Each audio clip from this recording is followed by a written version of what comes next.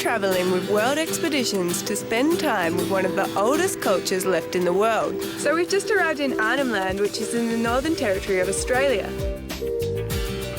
Arnhem Land is bound by the Gulf of Carpentaria and the Arafura Sea. It is owned by Aboriginal people and special permits are required to enter.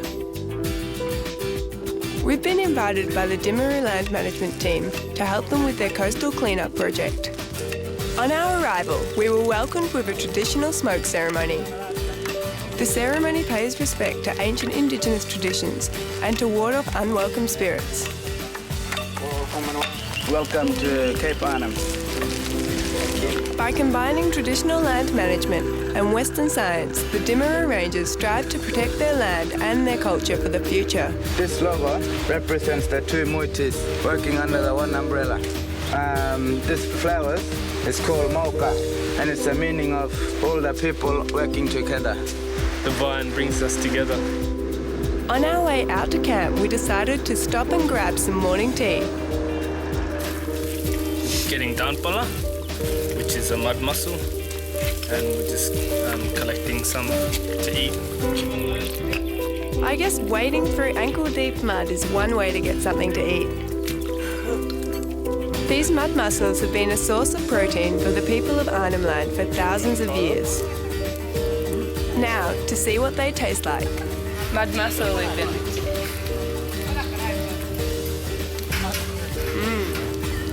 These mussels are considered an absolute delicacy by the Aboriginal people of the area.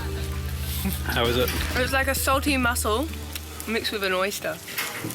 I feel really chewy. I reckon one's enough for me. From the bush, we head straight to the beach to find out what the biggest problem is for these rangers. Every year, more than 6 million tonnes of rubbish get dumped into the sea. Due to the ocean's currents, most of the rubbish that gets dumped in Southeast Asia ends up on these remote beaches. We're going to spend the next couple of days helping the rangers pick up as much rubbish as possible.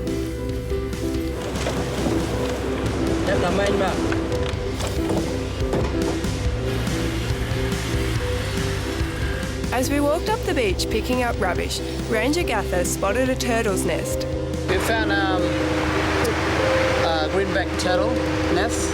Greenback turtles are endangered. However, because turtle eggs are a traditional food source, Indigenous people are allowed to take them. With a bucket of fresh turtle eggs, we decided it was a good time to take a break for lunch. We headed down the coast to one of the rangers' favourite lunch spots. Fresh oysters off the rocks. I couldn't bring myself to eat a turtle egg, but I'm happy to get stuck into oysters. I've eaten a lot of good oysters in my life, but without a doubt, these were the best I've ever had. If you're not too keen on the idea of raw oysters, the rangers have figured out a way to lightly toast them. With no supermarkets around, oysters and turtle eggs are a part of the daily diet up here. After lunch, we decided to get out of the heat and head back to camp. On the way back to camp, the rangers collected some firewood and some thin trees so that they could show us the skills of spear making. And we're making spear.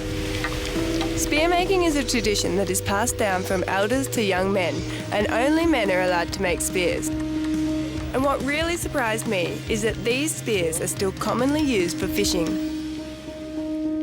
The next morning, we head back to the coast to spend another day picking up rubbish. One of the main things that wash up here are ghost nets. Ghost nets are fishing nets that have fallen off or been abandoned at sea by fishing trawlers. They have a devastating impact on the environment. They drift through the oceans, entangling and killing all sorts of marine life.